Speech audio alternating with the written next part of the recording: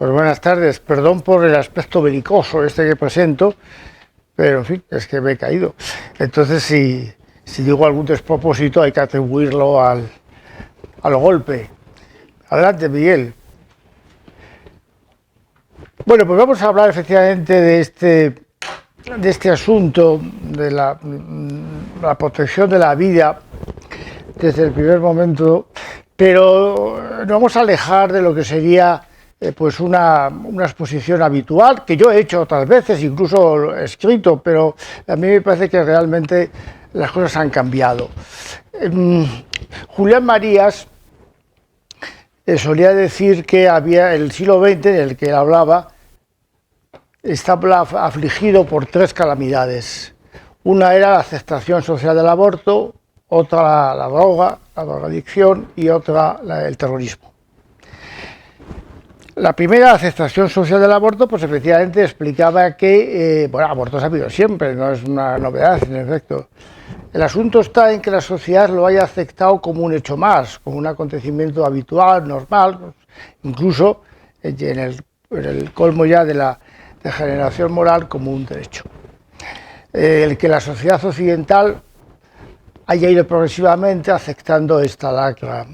Las cosas empiezan a partir de la mitad del siglo pasado, ¿no? Hay un punto determinante, la sentencia del Tribunal Supremo de 1973, que reconoce el derecho a abortar, ¿no? Y que por tanto los estados no podían prohibirlo. Bien, a partir de entonces esto progresivamente se va expandiendo a otros países, etcétera, pero el problema es que efectivamente en un primer momento se consideró el aborto una cosa desgraciada, una calamidad, algo que se podía permitir en algunos casos, poco a poco se va avanzando hasta llegar a la situación actual en Occidente de considerarlo un derecho, e incluso algún gobernante pretende que se incorpore incluso al derecho europeo, al derecho de la Unión Europea como un derecho fundamental más. Yo creo que efectivamente esto es un problema que ya es difícil abordarlo en términos de razón, de argumentaciones jurídicas o de argumentaciones biológicas, ¿no? Cabalmente, cuando la ciencia ha conocido mejor el origen de la vida, cuando la genética, la bioquímica, la biología, en fin, cuando de una manera más palpable se ha puesto en evidencia que la vida humana empieza con la fecundación del óvulo y que en consecuencia aquel ser vivo no puede ser otra cosa distinta a una persona, pues cabalmente en ese momento, es cuando ha comenzado la persecución de la vida, una matanza indiscriminada de la persona concebida y no nacida. Hasta el punto, con tal mala conciencia de lo que sucede, que sabemos la reacción visceral que provoca en todos los que producen, facilitan, favorecen, legislan, en fin, todos los que están en torno al aborto, la mera posibilidad de que se vea la realidad, de que se conozca la realidad en una ecografía, en un documental, en fin, esas cosas.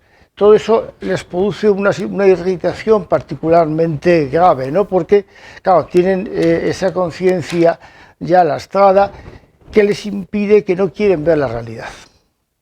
Claro, si se rechaza la realidad, si no se quiere conocer la realidad, el ejercicio de la razón ya está absolutamente borrado, ya no existe, ya la razón no sirve para nada. Entonces, tratar de argumentar es perfectamente inútil, ¿verdad? ¿Alguien duda de los abortistas que están quitando una vida humana, que está suprimiendo una vida humana? Desde el punto de vista biológico no tienen ninguna discusión, ellos lo saben, no hay ningún...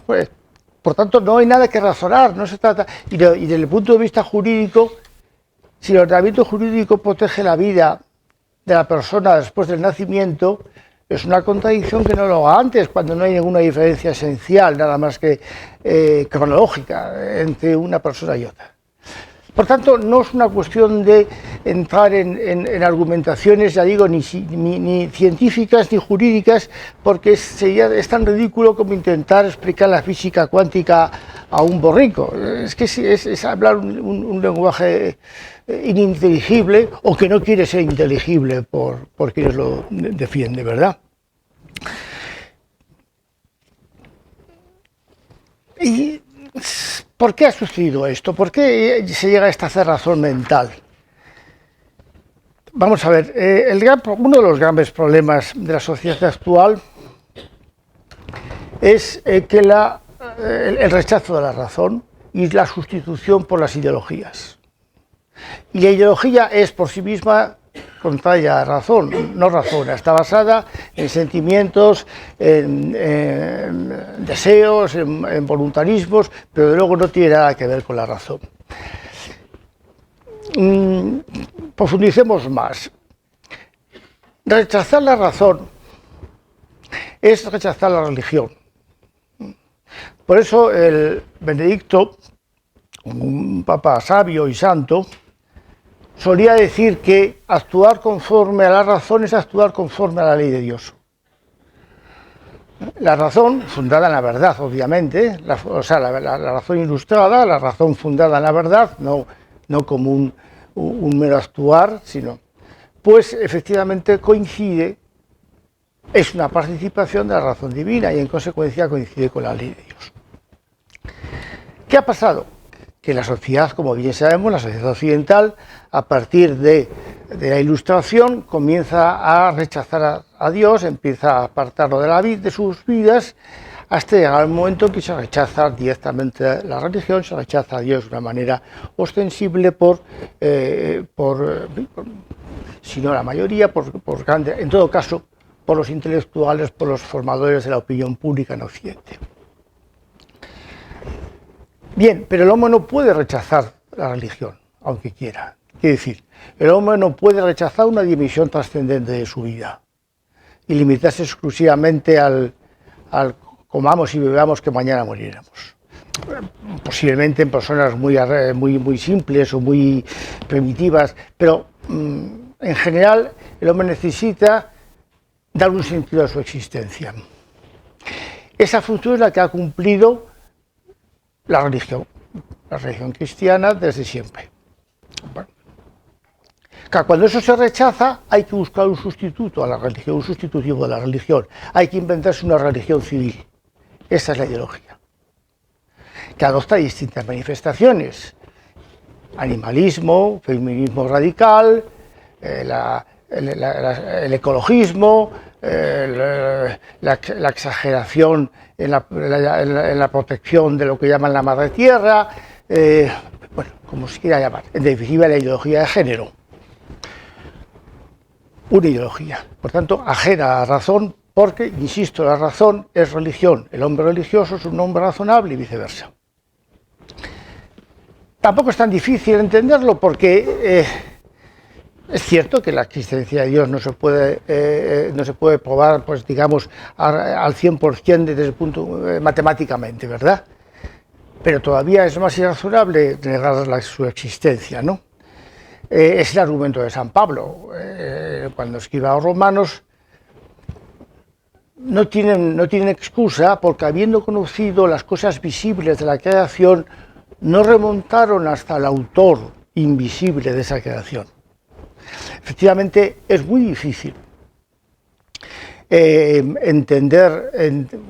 abrir los ojos a la creación, a un cosmos con millones y millones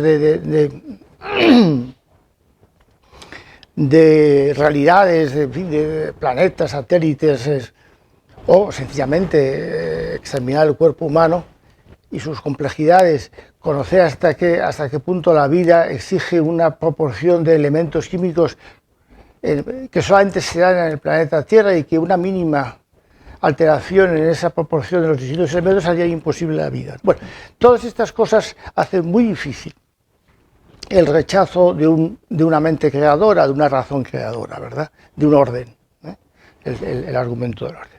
Bien, en todo caso, lo que es evidente es que es más fácil para la razón aceptar un ser supremo que no aceptarlo. Y de hecho hay una prueba empírica. No ha habido civilización en la historia de la humanidad que haya rechazado la existencia de una dimensión trascendente de la vida, ¿no? Es decir, todas las civilizaciones se han basado en la existencia de algo superior. Podría ser tan brutal como una religión que aceptaba sacrificios humanos, bien, pero lo cierto es que siempre se ha tenido porque ya es connatural a la naturaleza humana.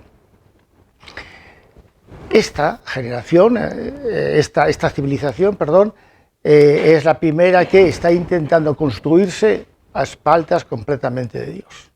Es el primer caso en la historia de la humanidad, ¿no? Que se intenta hacer una civilización sin ninguna dimensión trascendente de la vida. Por tanto, se ha sustituido por las ideologías. Y efectivamente, dentro de el aborto es uno de los puntos cardinales de la ideología de género. Bueno, pues muy bien. Pues.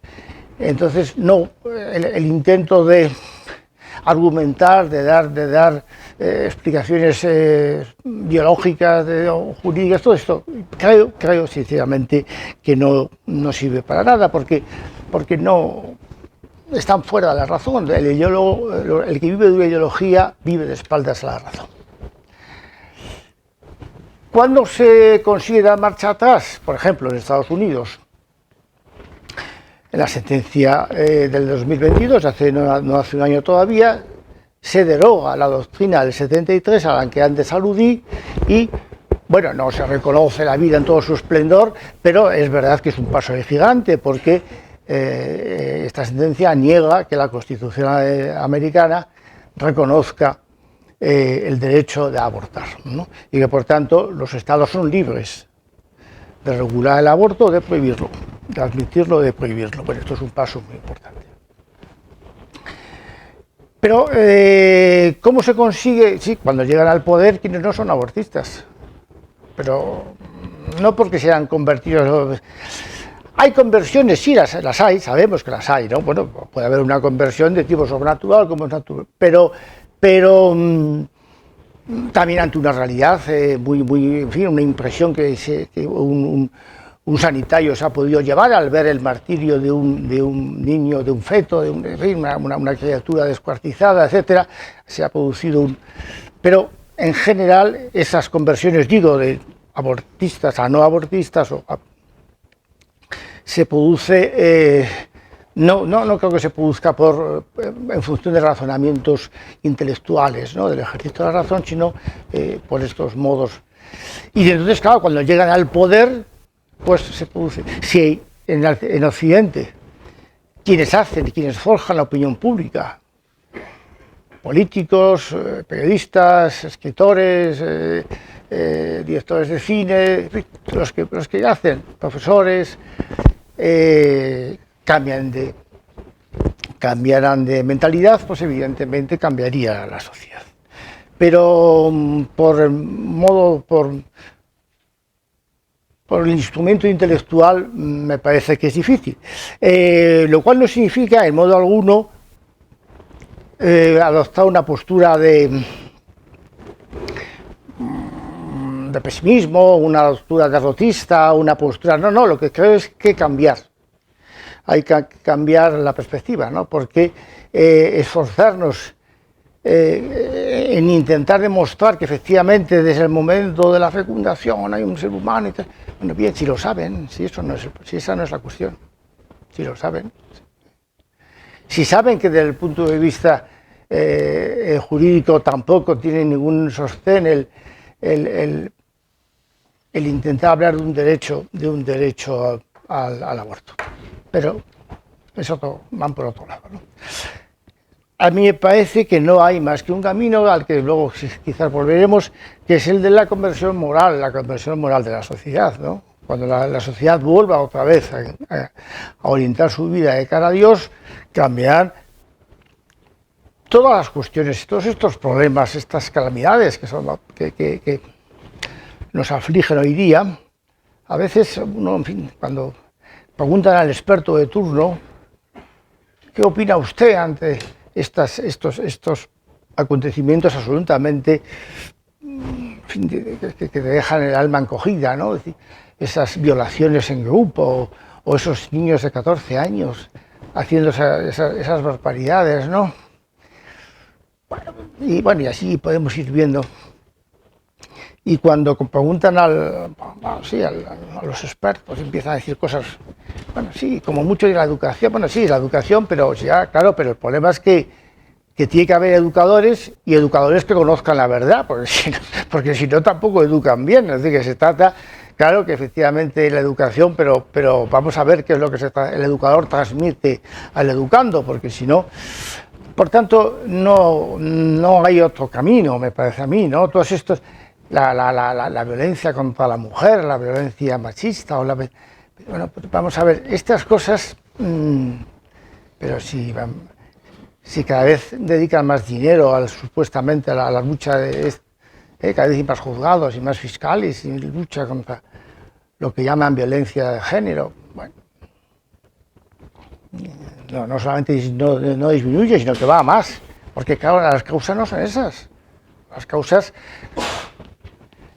no son más que efectivamente una regeneración moral de la sociedad que empieza, como es lógico, por la regeneración moral de cada uno de los individuos, ¿no? De cada una de las personas, al menos la mayoría, ¿no? Y entonces podría, claro, actualmente esta perspectiva, que creo que es la única verdadera y la única que podría solucionar todas este tipo de calamidades, en la medida en que se solucionan en esta vida las cosas, porque esto no es el paraíso.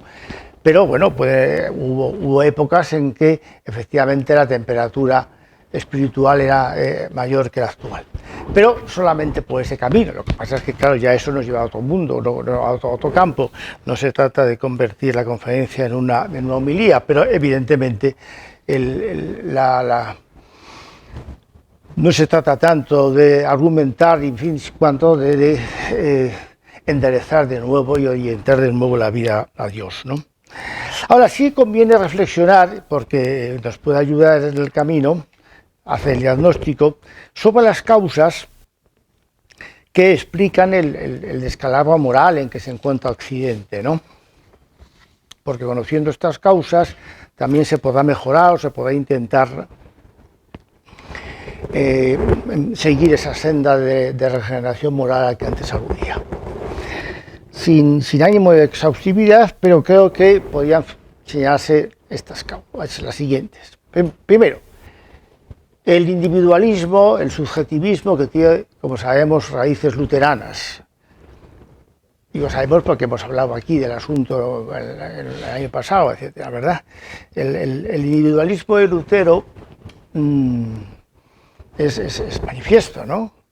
Yo me entiendo con Dios, pero yo solo, yo no necesito magisterio, no necesito sacerdotes, no necesito iglesias ni intermediarios, no necesito la tradición, no necesito los sacramentos. Yo me entiendo a Dios exclusivamente con fundamento en la Biblia. Sí, pero la Biblia interpretada por mí. Bueno, ese individualismo llevado al punto máximo, ese subjetivismo que está empapando nuestra civilización. Comienza en Lutero y no ha hecho más que progresar. La ideología de género, que es desde Lutero es la segunda tragedia que azota a la humanidad. ¿Qué es la ideología de género? Sino la exacerbación del individualismo, del subjetivismo. El hombre que ya no acepta ni siquiera la realidad física del sexo y que decide el sexo, pretende elegir lo que llaman el género con independencia del sexo natural. Bueno, pero esto es una cosa de locura, una locura absolutamente demencial. Pero bueno, llega a ese punto el subjetivismo, ¿no? Bien, por tanto, creo que ahí está hay una primera causa, que es que lo vemos en todas las manifestaciones culturales. En cuanto uno reflexiona un poco, se da cuenta que se ha convertido el individuo en la última instancia de todo, la única explicación de sí mismo, ¿no? El hombre es la medida de todas las cosas, cada uno de cada hombre. Consecuencia de este individualismo, y es la segunda causa que señalo, es el relativismo. Porque claro, si cada uno se construye su concepto de bien, de verdad, o de verdad, de belleza, de bien o de verdad, si cada uno tiene la suya, quiere decir que no existe ni la verdad, ni la belleza, ni el bien. Claro, es decir, que la mía vale tanto como la tuya, como la del vecino, pero eso significa que no existe un concepto universal y de verdad o de belleza o de bien, ¿no? Eso es el relativismo. El subjetivismo también llevado a su exageración. Es la gran enfermedad de Occidente que diagnosticó el Papa Benedicto cuando todavía era cardenal, en el inolvidable discurso que pronunció momentos antes de entrar en el cónclave del que saldría elegido Papa. La dictadura del relativismo. Eso significa, por otra parte, el rechazo de la heteronomía, es decir, de que se pueden aceptar normas que uno mismo no se ha hecho a sí mismo. Yo solamente cumplo aquello que me gusta, solamente ajusto mi comportamiento a las normas que yo me parecen adecuadas, pero las que no me gustan no las acepto. Esa es la autonomía del hombre de nuestros días. Ese relativismo que desgraciadamente está incluso, se ha metido, se ha introducido, como decía Pablo VI, ¿no? Por las grietas, el demonio, el humo de Satanás que se ha metido por las grietas de la Iglesia. Ese humo que sigue metiéndose es relativismo.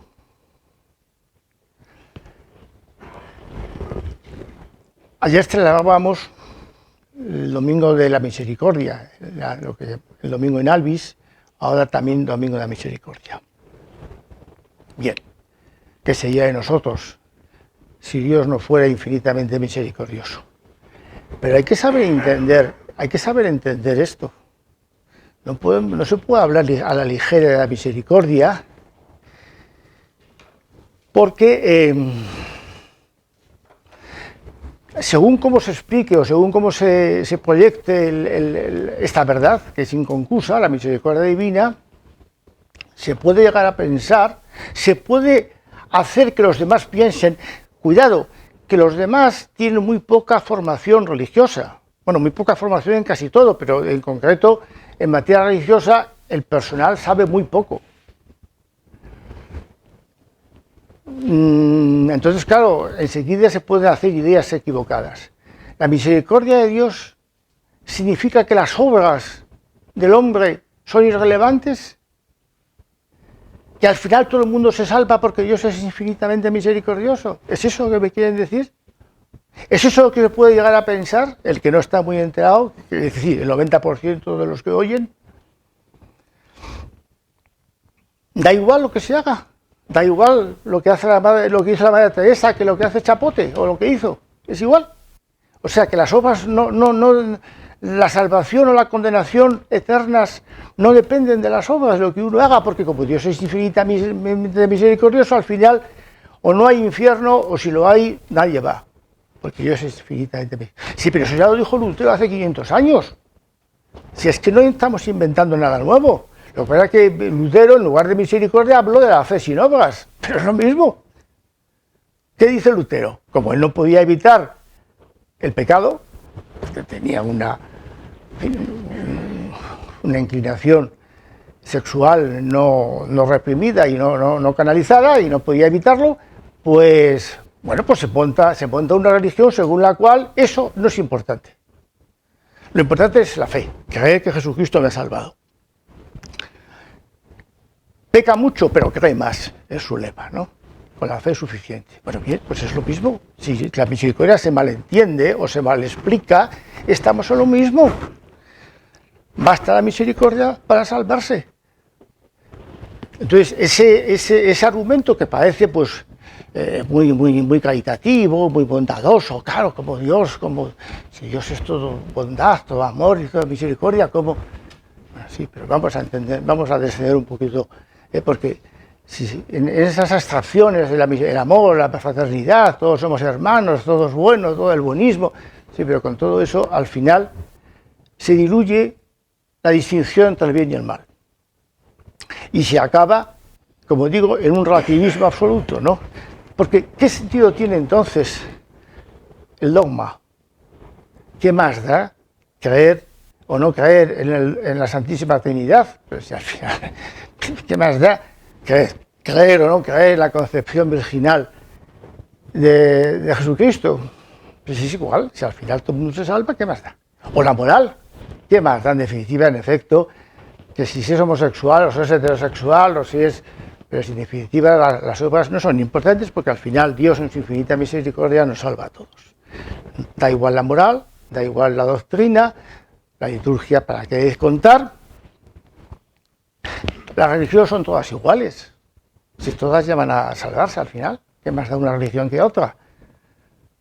Vamos a hacer estas reuniones festivas y divertidas donde se van juntando las más pintorescas, unos de una religión, de otra, indios, moros, musulmanes, católicos, protestantes, todos juntos, viva. Bueno, pero todas estas cosas se dicen y con la mejor intención, estoy convencido de ello. Porque no, como lo decíamos antes, como se ha desechado en gran medida el ejercicio de la razón, pues no se piensa, ¿no? No, pero vamos a ver, si es que el personal que está viendo esas cosas no entiende mucho. Él ve que hay un cura católico, otro protestante, otro luterano, un tío con el turbante, un tío con barbas y no sé qué, el moro, el musulmán, el budista. Al final cree que todo es lo mismo, que todas las religiones son iguales. Pero entonces, ¿para qué vino Jesucristo a la tierra? ¿Qué tiene que ver eso con que todo el mundo se pueda salvar? Si eso es otra historia. Todo el mundo se puede salvar precisamente a través de la redención de Jesucristo y de la Iglesia Católica, porque no hay otro camino de salvación. Lo que pasa es que no lo entendemos, es un misterio que no sabemos cómo lo hace el Señor, pero que Dios lo puede hacer, por supuesto, pero está claro que no valen todos lo mismo, porque entonces no haría falta que se hubiera venido a la tierra. Hay una religión que da más facilidades que otra para salvarse, es así. Si no, no tendría ningún sentido la encarnación y la redención. Bien, la función de la Iglesia, entonces, ¿para qué? ¿Cuál es el fin de la Iglesia? Pues el fin sobrenatural desaparece, porque si en definitiva todo el mundo se salva, vamos a intentar entonces hacer un mundo feliz, un mundo mejor. Un mundo de paz, en que no haya guerras, que no haya... Bueno, que se cuide la madre tierra, que no sé qué, que la inmigración, que todas cosas estupendas y estupendas, ¿no? Pero que esas no coinciden con el fin sobrenatural de la Iglesia, claro, que es la salvación de las almas. Pero si todo el mundo se salva, pues efectivamente, ¿para qué vamos a detenernos en ese tipo de cosas? Temas de moral, problemas doctrinales, litúrgicos, no sé qué, la religión, si está igual todo. Por tanto, el relativismo es el fin de la... Sabemos que es imposible que desaparezca la Iglesia Católica, porque contamos con la promesa de Jesucristo. Pero bueno, efectivamente no ese es el camino. Tercera nota, hemos dicho subjetivismo, hemos dicho relativismo, el hedonismo, claro. Si no se aceptan normas distintas al propio deseo, al propio subjetivismo, la tendencia del hombre es a la horizontal, al placer. Si encima hay santones que lo justifican, a partir del siglo XIX, sobre todo del siglo XX, si el doctor Freud dice en definitiva que el hombre se planifica, el hombre se realiza el placer sexual. Lo que pasa es que, claro, la sociedad tiene que ponerle límites e impedírselo porque si no es un lío. Esta es la tesis del malestar en la cultura, escrito en 1930. En fin, el fin del hombre en definitiva es el placer sexual, es el pansexualismo de Freud, pero dice, pero como eso no se puede admitir, porque entonces es un desorden, una organización, la sociedad pone muros, contenciones, limita Y por eso se produce el malestar en la cultura. Hay un malestar en la civilización porque no se deja al hombre a ser feliz. Claro, pero se avanza un poco más y se llega a Marcuse. Entonces dice, oye, ¿y para qué? Si realmente ese es el problema, vamos a quitar las contenciones, vamos a quitar los muros. Anchas Castilla. Claro, si resulta para que vamos a impedir que sea el hombre feliz, y viene el existencialismo, la revolución del 68 y todos estos movimientos. En definitiva, como digo, el hedonismo como otro de los fines del hombre. Y por último, el silencio de las élites. A mí me parece esto de una gravedad, porque el pueblo, por mucho populismo, por mucha demagogia que se quiera hacer, el pueblo no se conduce a sí mismo, el pueblo necesita dirigentes. Hombre, esto en España lo sabemos bien, porque lo explicó Ortega y Gasset, probablemente en el único ensayo que realmente, bueno, pero bueno, digo, para mí al menos el único que con el que me identifico plenamente, ¿no? Yo creo que Ortega está sobrevalorado, pero bueno, eso es otra historia. Pero efectivamente la rebelión de las masas es un ensayo prodigioso, efectivamente profético, y donde lo que cuenta es esto, que va a haber una revolución de las masas que ya no van a querer ser dirigidas y van a establecer sus propios criterios como criterios de directores. Y eso es imposible, el pueblo no se puede dirigir porque no tiene la preparación, siempre ha sido dirigido por minorías electas, minorías rectoras en lo civil, en lo eclesiástico, en lo académico, en lo cultural, en todo, si no, la masa no puede dirigir. Y eso no significa nada desde el punto de vista axiológico, de tipo moral o valorativo. Claro que todos somos iguales, eso no tiene nada que ver, pero claro, no, igual que todos no somos todos carpinteros, ni todos podemos ser, pues tampoco es lo mismo ser director, un director gobernante de la sociedad, minoría, élites directoras, que ser de la masa, que es la mayoría. Bueno, pero se ha producido esa revolución de las masas. Y quienes que tenían que dirigir no dirigen, se han callado. No se levantan contra todas estas enormidades a las que hemos hecho referencia antes. Silencio. Es muy difícil que alguien se atreva a hablar. Intelectuales, escritores, periodistas, profesores, académicos, políticos, autoridades religiosas. Es muy difícil que hablen. Están muy callados. ¿Por qué? Pues bueno, pues comodidad, cobardía, temor, ganas de no complicarse la vida, es igual. Lo cierto es que no hay el pueblo no está orientado, no sabe por dónde marchar. Y por tanto se gobierna a sí mismo, claro, se gobierna a sí mismo y las consecuencias son las que hay. Entonces ese silencio, ¿verdad?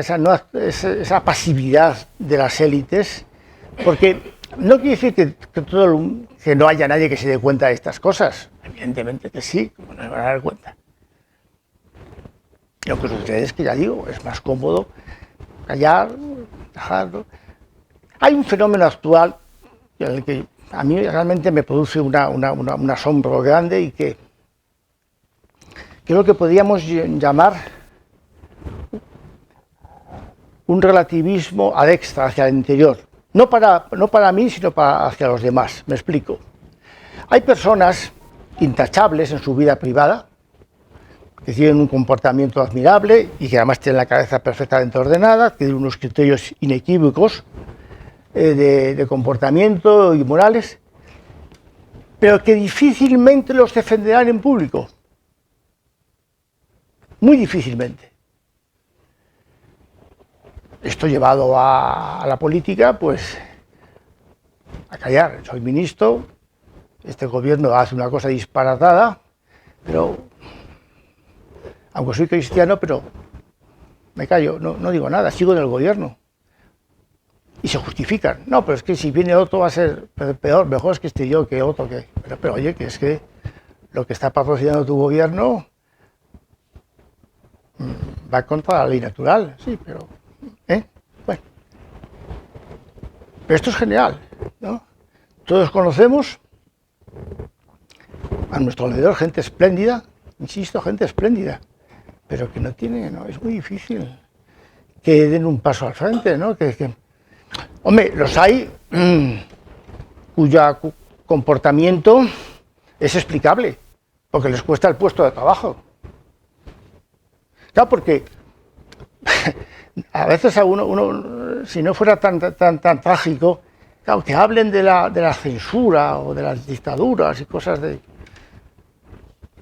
del pasado, ahora no hay censura social, ahora hay mucha libertad de expresión. ¿Qué periodista se atreve a decir en la radio, en la televisión, que el matrimonio es una cosa de hombre y mujer exclusivamente? Que es su opinión, no digo que pontifique, digo, ¿quién se atreve a decir en radio, en televisión, político, académico, profesor, que el matrimonio, que en su opinión, el matrimonio solamente puede darse entre un hombre y una mujer? A ver quién lo dice. No, pero ¿es que nadie lo piensa? No, sí, claro que lo piensan, pero lo que pasa es que... Pero insisto, en estos casos que acabo de decir se puede entender, no justificar, pero se puede entender, decir, es que le echan. Es que es la muerte civil, es que es la censura esa que dicen que había en otras épocas, que yo lo digo que no la hubiera. Pero, hombre, que esté libre de pecado, que tire la primera piedra. Porque la censura social que existe hoy día es espeluznante. Es que hay universidades en Harvard, por poner un ejemplo, que me han contado directamente, en que el profesor está cohibido cuando da la clase porque tiene que tener mucho cuidado con lo que dice, con lo que habla. Es que cualquier cosa resulta que es homófoba o es no sé qué o no sé qué. Porque todo eso se entiende como un ataque, o sea, el expresar su opinión resulta que es un ataque, es directo contra la... Bueno, entonces, efectivamente, en esas personas uno puede justificar, bueno, pues es que claro, si le echan, si pierde el puesto de trabajo y tiene familia, pues claro, tendrá que callarse. Bueno, pero hay otros que no les pasa nada, que tampoco, o que las consecuencias, hombre, son perfectamente llevaderas, no es el martirio precisamente de tiempos de Diocleciano, no es exactamente lo mismo, ¿no? Hombre, sí, te puede costar el ascenso, te puede costar, bueno, bien, sí, pero hombre, pero no, ni siquiera quienes no tienen, en fin, mucho que perder, ni siquiera se atreven, ¿verdad? Ya digo, y esas razones, pues, las causas que, en fin, en su foro incierto, interno, pues pueden ser ellos que pues no sé, a lo mejor piensan que, dicen que es para no tensionar a la sociedad, que en fin, eso tensiona, el defender posturas así aiosas y firmes, que eso, o pueden, no sé, pensar que es que la caridad te lleva a guardar silencio, a callar, o pueden pensar que uno está lleno de defectos y que quién es él para sostener una postura firme. Bueno, sí, pero es que entonces, claro que eso es verdad, que estamos llenos de defectos, claro que efectivamente, pero bueno, entonces que renunciamos a distinguir el bien del mal, porque entonces vale todo. Bueno, termino. Entonces, ¿qué sucede? Pues no sucede, pues que no sucede nada. Sucede que estamos en una situación de crisis, como ha habido tantas a lo largo de la historia de la humanidad, y que habrá que salir y saldremos de ella. Lo que se trata es ya de conocer, me parece a mí, de conocer las causas, de diagnosticar acertadamente la enfermedad, para luego aplicar los remedios. Ya digo, y no creo que haya otro remedio más que el de la regeneración moral de la sociedad. Pero, bueno, pero sabemos que Dios es el Señor de la historia y que en definitiva no, bueno, pues se pueden perder batallas, pero no la guerra, ¿no? Es decir, bueno, y hay todo un reto por delante para nosotros, para nuestros hijos, para nuestros nietos, para, bueno, enderezar de nuevo, porque las cosas, pues, porque en definitiva las civilizaciones pueden pasar, por frenar otras, puede desaparecer una civilización. Toynbee contaba 20 civilizaciones que habían desaparecido, ¿no? Bueno, ya, sí que bueno, pues vendrá otra, tampoco el final pues siempre seremos victoriosos al final, ¿no? Pero efectivamente hay que conocer la realidad, para poder poner los medios adecuados, ¿no? Y me parece que solamente por el camino que indico se puede llegar a resultados fructíferos. Yo me callo porque ya he hablado el tiempo de una clase, que es lo que yo creo que se puede mantener la atención, y por supuesto podemos ahora comentar, considerar, entrar en un fructífero coloquio que siempre sea más interesante. Muchas gracias. Muchas gracias.